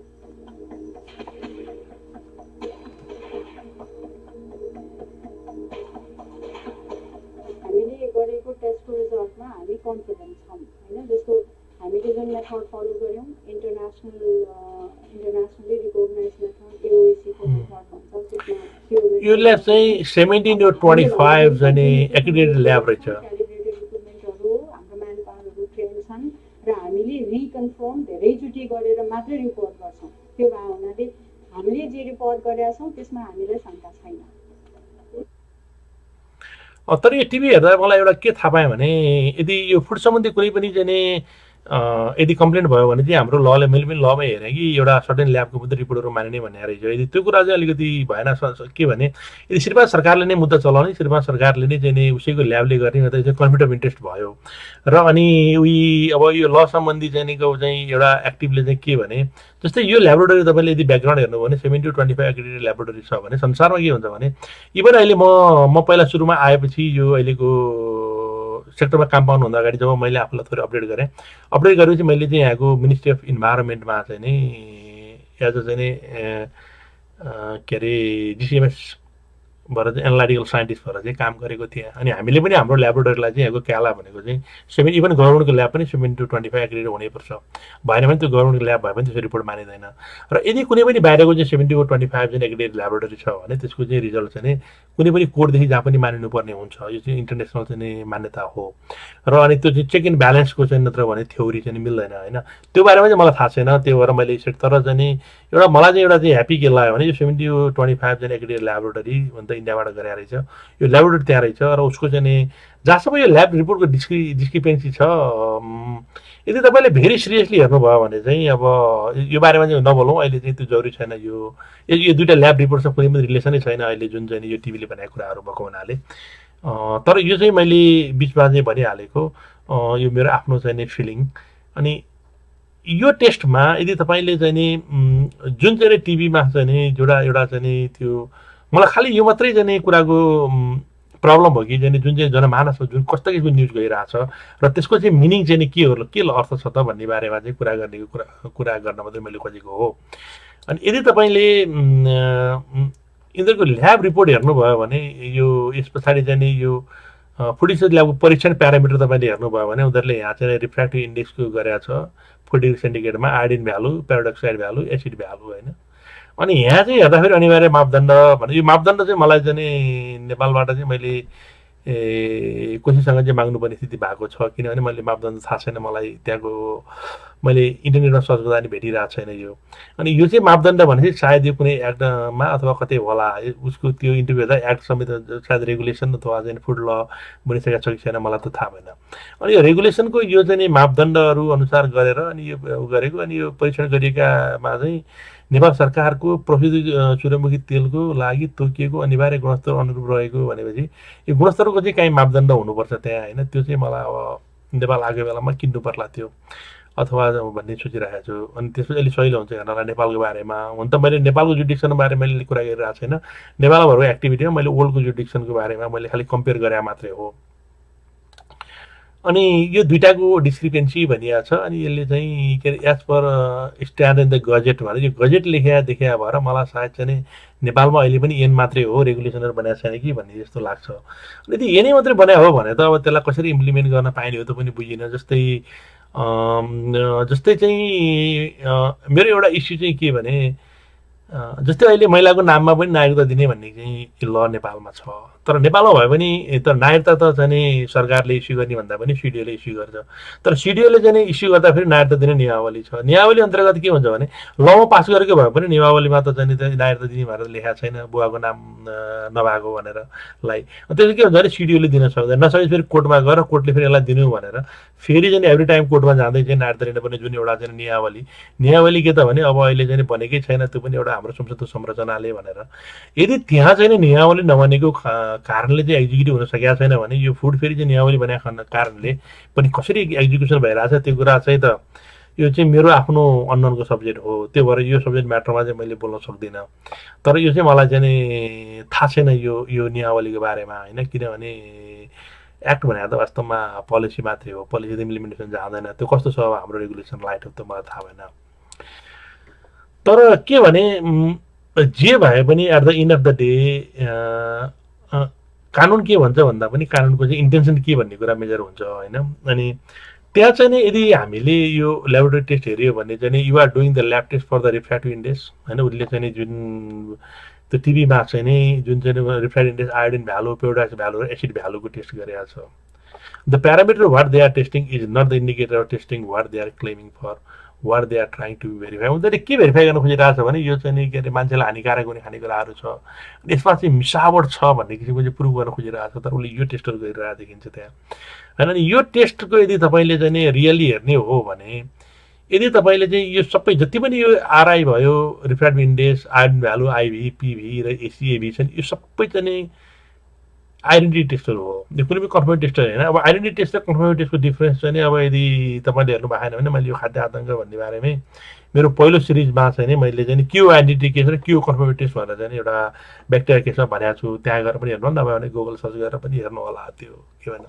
तर के अरे कुनै पनि आइडेन्टिटी केसको टेस्ट मात्रै गरे भरमा र तपाईँले कन्फर्मेटिभ टेस्ट नगरिकन चाहिँ तपाईँले कुनै पनि खाद्यान्नलाई यो चाहिँ नि क्वालिटी मिट गरेको छैन भनेर भन्नै मिल्दैन होइन। अनि दोस्रो कुरा चाहिँ अब यदि तपाईँ रिफ्र्याक्टिभ इन्डेक्स तपाईँले भन्नुहुन्छ भने रिफ्र्याक्टिभ इन्डेक्स भनेको चाहिँ कम्पाउन्डिङ इररलाई हेर्ने कुराहरू हो। यसमा चाहिँ कुनै पनि there is nothing to do with the पब्लिकले गर्ने कुरा केही पनि छैन। तपाईँको हातमा अलरेडी चाहिँ एउटा वेल आइसकेको छ भने अब तपाईँले चाहिँ यो आरआई अथवा इएसटी भनेको चाहिँ स्पेसिफिक ग्राभिटी भयो होइन, त्यो चाहिँ volume to mass to volume हो।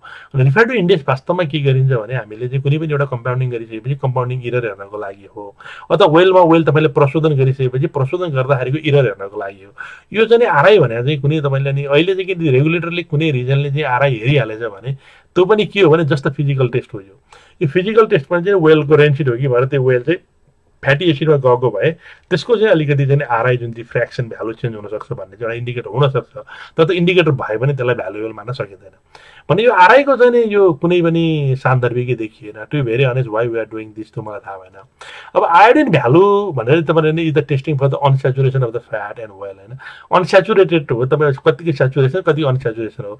अब अनसेचुरेसनको लेभल पनि तपाईँलाई चाहिँ सिजनल भेरिएसनहरू हुन्छ होइन। अनि as they are claiming mixing of the vegetable oil to the another which is not the significant different level of unsaturation होइन। अनि त्यहाँ चाहिँ टिभी प्रोग्राममा तपाईँले हेर्नुभयो भने एउटा भेजिटेबल ओइलबाट अर्को भेजिटेबल ओइलको मिक्सिङको कुरा गर्नुभएको छ। मैले तपाईँलाई पिक्चर पनि देखाएँ, त्यसमा चाहिँ कुनै सिग्निफिकेन्ट लेभलको डिफ्रेन्स र तपाईँलेसँग अहिलेको कुनै साइन्टिफिक म्याथडले त्यो लेभलको चेन्ज देखाउन सक्ने लेभलमा हामी पुगेकै छैनौँ होइन। अनि एटलिस्ट चाहिँ यो आयोडिन भ्यालुबाट चाहिँ यो पेरोडाक्सिड भ्यालु, एसिड भ्यालुबाट चाहिँ हामीले सकिँदैन जुन उसले टेस्ट गरिरहेको छ होला। अब अहिले एफटिआइआरको चाहिँ एउटा मेथड आएको छ होइन, त्यसले चाहिँ नि अलिकति रिलायबल देखियो। तर फेरि अब त एफटिआइआरको मेथड चाहिँ फेरि अफिसियल मेथड भनेर चाहिँ नेपाल गभर्मेन्टले त्यसलाई एप्रुभ गरेको छ कि छैन र क्राइटेरिया पर्दै पर्दैन होइन। जिसिएमएस मेथड छ अथवा चाहिँ त्यो अथवा चाहिँ एनएमआर मेथड छ, त्यो मेथडलाई फेरि स्ट्यान्डर्ड मेथड भनेर चाहिँ एप्रुभ गरेको छ कि छैन। जस्तै अब मिनिस्ट्री अफ इन्भाइरोमेन्टमा काम गर्दाखेरि मेरो चाहिँ वान अफ द बिगेस्ट जब भनेको चाहिँ जति पनि के भएको थियो भने अब चाहिँ मिनिस्ट्री अफ इन्भाइरोमेन्टमा अहिले हामीले खानेपानी सप्लाईलाई चाहिँ हामीले चाहिँ क्लोरिनेसन गर्छौँ। क्लोरिनेसन गरेर अनि त्यसलाई चाहिँ हार्ड वाटरलाई सफ्ट बनाएर चाहिँ जिरो चाहिँ टोलरेन्स छ यहाँको चाहिँ क्वालिटीमा अनि हामीले पब्लिकमा पठाउँछौँ। र अहिले भनिन्छ भने क्यानाडामा एउटा पब्लिकको घरमा जाने चाहिँ पानी एउटा मिनरल वाटर भन्दा चाहिँ उसको घरको ट्यापको वाटर चाहिँ एकदमै हेल्दियर छ, त्यो कुरा चाहिँ प्रुभन हो होइन। अनि त्यहाँ के हुन्छ भने जब तपाईँले चाहिँ त्यसलाई चाहिँ क्लोरिनेसन टेस्ट गर्नुभयो, ट्रिट गरेको क्लोरिनेसनमा चाहिँ डिसइन्फेक्टेन्ट बाई प्रडक्टहरू हुन्छ। डिसइन्फेक्टेन्ट बाई प्रडक्टहरू पार्ट पर ट्रिलियन लेभलमा पनि।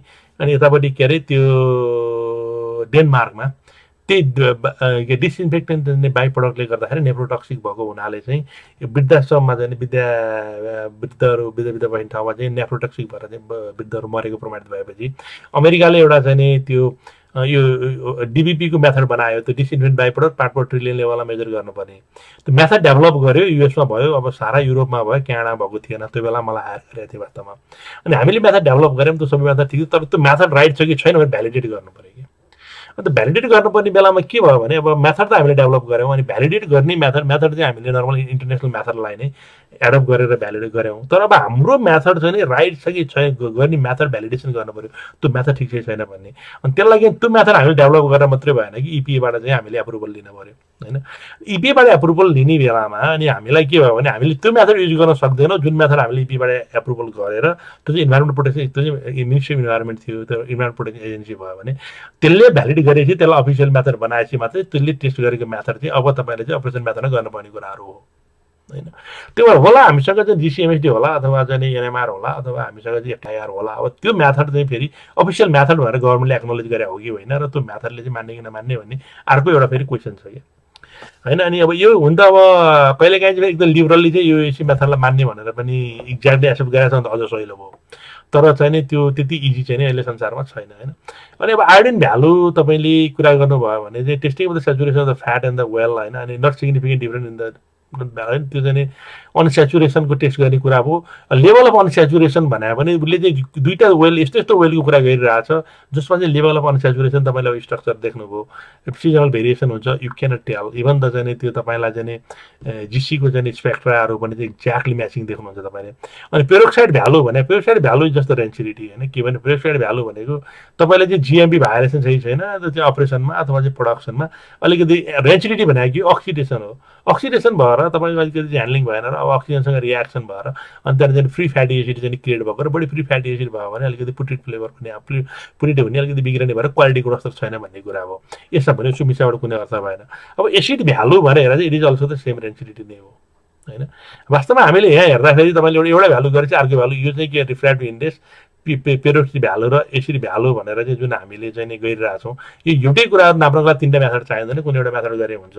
तर के त भने त्यो मेथड धेरै किन त भन्दा यो चाहिँ विभिन्न चाहिँ विषयवस्तुको चाहिँ त्यो चाहिँ त्यसलाई एक्सट्र्याक्सन गरेर चाहिँ त्यसलाई चाहिँ टेस्ट गर्ने बेलामा चाहिँ त्यसमा भएको इन्टरफियरेन्सको हिसाबले कहिले कुनै एउटा मेथडको चाहिँ एडभान्टेज अर्को मेथडभन्दा बढी छ त्यो भएर कम्पिटेटिभ एडभान्टेजलाई फाइदा लिएर सबै मेथड आफूसँग हुँदा एउटा मेथड नहुँदा अर्को नहुँदा अर्को गएर एउटा चाहिँ प्रिडिक्टिभ मोडल न हो यो चाहिँ आइडेन्टिफाई गर्ने भनेको र त्यो पनि यो के भने आइडेन्टिटी टेस्ट हो कन्फर्मेटिभ टेस्ट होइन कन्फर्मेटिभ टेस्ट बिना त अब हामीले चार्ज गर्न सक्ने भन्ने कुरै भएन भनेपछि अब यो सबै चाहिँ नि तपाईँले जुन टेस्ट उसले चाहिँ नि जुन एउटा टिभीमा जे भनेर तपाईँलाई चाहिँ ब्लेम लगाइरहेछ र अनि उसको त्यसको लागि भनेर उसले जुन टेस्ट गरिरहेछ नि इट डजन्ट मेक सेन्स के कुनै पनि चाहिँ नि मेक सेन्स गर्ने कुरै भएन होइन कुरै छैन त्यहाँ अनि त्यस पछाडि गएर अब मैले फेरि तपाईँलाई यो चाहिँ च्याप्टर किन राखेको भने यही नै हेर्नुहोस् न अब तपाईँलाई चाहिँ रेपसिड भनेर चाहिँ नि अब मस्टर्ड सम्झनुहोस् है मैले मस्टर्डको तपाईँलाई उ देखाएँ मस्टर्ड र चाहिँ नि यो क्यानोला होइन क्यानोला किन क्यानोला भन्छ रेपसिडबाट तर ब्रेसिका फ्यामिलीको हो स्ट्रक्चर तपाईँले उस्तो देख्नुहुन्छ भने यिनीहरूको रेसियो यो किसिमको छ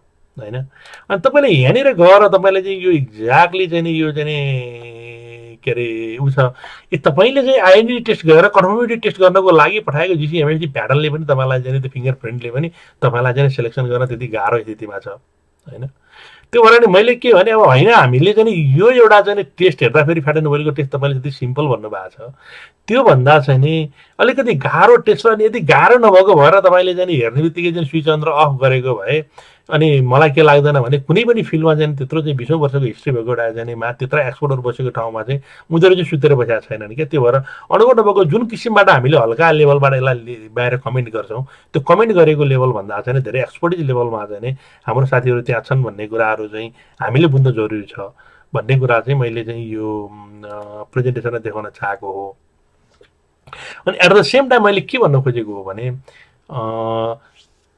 by this test how can they establish that उनीहरूले चाहिँ जुन एउटा टिभीमा चाहिँ नि जुन कुराहरू चाहिँ त्यहाँ भनिएको छ होइन सायद त्यो चाहिँ नि नोइङली हो अथवा अननोइङली हो र मेजोरिटी लाग्छ चाहिँ अननोइङली हो हामीले चाहिँ इनफली चाहिँ एडभोकेट गर्न सकिरहेको छैनौँ अथवा चाहिँ नि मिसगाइडेड भइरहेको छ त्यहाँ भने चाहिँ कसरी चाहिँ यो टेस्टहरूबाट चाहिँ नि उनीहरूलाई चाहिँ एडल्ट्रेटेड वेदर वेलको छ अथवा एडल्ट्रेटेड छ अथवा चाहिँ not fit for human consumption छ भने यो कुनै पनि टेस्टमा उनीहरू पत्ता लगाउने कुरा पनि भएन अनि what that activity doing they are just creating the doubt on the public यसले चाहिँ के गरिरहेछ भने खालि पब्लिकलाई एउटा चाहिँ बेकारमा एउटा के त नै होइन हामीले चाहिँ जुन वेलहरू खाइरहेछौँ त्यो वेलहरू त चाहिँ राम्रो रहन्छ क्यारे हो त त्यत्रो चाहिँ टिभीमै आएको थियो भन्ने किसिम र अनि एउटा बल्ल बल्ल चाहिँ नि यत्रो वर्षदेखि चाहिँ हाम्रो नेपाली जनतालाई सेवा गरेको र उनीहरूलाई चाहिँ गल्ती गरेको प्रमाणित गर्न नसकेको चाहिँ एउटा चाहिँ नि व्यापारीहरूलाई र एउटा चाहिँ नि इन्डस्ट्री हाउसलाई जस्ट किल गर्ने बाहेक चाहिँ नि र उनीहरूको जस्तै सेलमा अथवा चाहिँ नि त्यो उपभोक्तालाई चाहिँ डिस्ट्र्याक्ट गरेर त्यसलाई चाहिँ गरेर त्यो गर्ने बाहेक चाहिँ अरू चाहिँ केही पनि कुराहरू भएको चाहिँ देखिएन।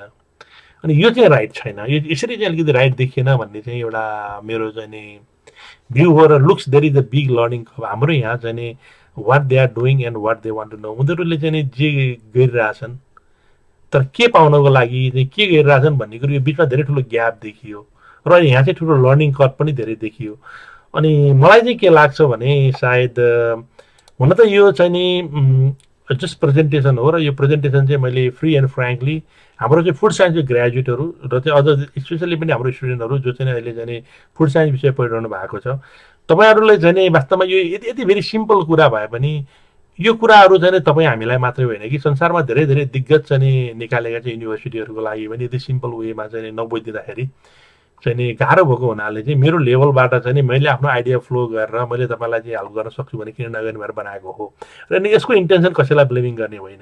र अनि यसको इन्टेन्सन के हो भने एउटा प्रवृत्ति हामी कहाँ छ जुन चाहिँ नि हाम्रो चाहिँ नि अलरेडी चाहिँ नि क्वालिफाइड पिपलहरू चाहिँ नि विभिन्न चाहिँ नि हाम्रो सेक्टरमा छन्, स्पेसली हाम्रा फुड ग्रेजुएटहरू छन्, उसलाई चाहिँ त्यो सब्जेक्ट म्याटरमा चाहिँ अलिकति सिरियसनेस भएको म्याटरमा पनि हल्का रूपमा चाहिँ प्रेजेन्टेसन गरेर हामीले चाहिँ नि हाम्रै चाहिँ नि एउटा चाहिँ नि क्रेडिबल साथीहरूलाई अनक्रेडिबल बनाएर अथवा चाहिँ हाम्रो क्रेडिबल इन्डस्ट्रीलाई चाहिँ अनक्रेडिबल बनाउन खोजेर र चाहिँ त्यो प्रवृत्तिले चाहिँ हाम्रो मातृभूमिप्रतिको हामीले जुन एउटा ऋण तिर्नुपर्ने चाहिँ त्यसलाई त सहयोग गर्दैन। हामीले हाम्रो चाहिँ एउटा चाहिँ इकोनोमिक चाहिँ जुन चाहिँ एउटा मेरुदण्ड हो त्यो चाहिँ यसै त भत्किन लागेको छ। फुस्किन लाग्यो बेलामा उयो ओह्रालो लाग्यो अमेरिकालाई बाछालाई पनि खेच्छ भनेर कोही चाहिँ एउटा चाहिँ इन्डस्ट्रीहरूलाई चाहिँ सारैतिरबाट अहिले चाहिँ अनजानबाट चाहिँ जताततैबाट चाहिँ अहिले चाहिँ सास फेर्न पनि गाह्रो भइरहेको फुड इन्डस्ट्रीको अवस्थामा फेरि हामीले पनि वास्तविकतालाई नबुझेर यो वेमा जानु भनेको चाहिँ एटलिस्ट मेरो चाहिँ नि अन्तर आत्माले चाहिँ नि it is not feeling right भन्ने चाहिँ मेसेज चाहिँ यसबाट जाओस्। र अनि म खुसी छु यो चाहिँ नि मकामा चाहिँ यो एक्सप्लेनेसनको लागि चाहिँ केही साथीहरूबाट मलाई रिक्वेस्ट भएर आयो। र अनि यस्तै किसिमको यदि अरू पनि चाहिँ नि त्यस्तै चाहिँ नि कुराहरू भयो जुन चाहिँ तपाईँहरूलाई लाग्छ कि त्यो बारेमा अलिकति फर्दर नलेज अथवा चाहिँ मेरो भ्यू बुझ्न पाए हुन्थ्यो भने यसरी नै मलाई चाहिँ खबर पाऊँ। म चाहिँ नि मेरो फुर्सदको समयमा म आफ्नो चाहिँ नि एउटा चाहिँ नि नलेज र चाहिँ अलिकति यही फिल्डका चाहिँ एक्सपर्टहरूसँग पनि र चाहिँ यही फिल्डका हाम्रो साथीभाइहरूसँग कुराकानी गरेर र अनि त्यसलाई चाहिँ सपोर्टिङ डकुमेन्ट राख्न सकेको खण्डमा मात्रै अनि मेरो भ्यू चाहिँ तपाईँहरूलाई चाहिँ नि प्रेजेन्ट गर्नेछु र चाहिँ नि तपाईँहरू अगाडि फेरि पनि आउनेछु। र यस्तै नै फेरि क्वेसन भयो भने मेरो इमेल त्यहाँ छ, इमेलमा दिनु होला।